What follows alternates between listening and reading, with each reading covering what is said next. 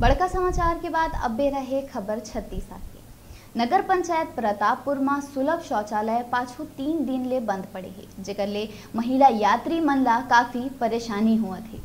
महिला मन शौचालय ले वापस जाते यहाँ कार्यरत कर्मचारी ले पूछेन त उमन बताइन के शौचालय के टंकी भरे के कारण शौचालय में ताला लगा दे गए है। उन्हें ए वार्ड के पार्षद मासूम इराकी के कहना है कि नगर पंचायत में जब ले नवा सीएमओ आए है कोनो के नहीं सुनते, जेकर नतीजा है सुलभ शौचालय बंद पड़े है। मैं आंदोलन कर हूँ। उन्हें वार्ड निवासी बैजनाथ कश्यप बताइस के नशा करैया लोगन आए दिन कोरेक्स फेंसिडिल दवाई के नशा के रूप में प्रयोग करके वहाँ फेंक देते, जेकर कारण जाम हो जाते। नगर पंचायत सीएमओ के संभाग अंबिकापुर में बैठक में जाए ले ओकर ले संपर्क नहीं हो पाई। कारण चाहे जो हो, फिर सुलभ शौचालय बंद होए ले महिला यात्री मन और वार्डवासी मन ला काफी दिक्कत होत है।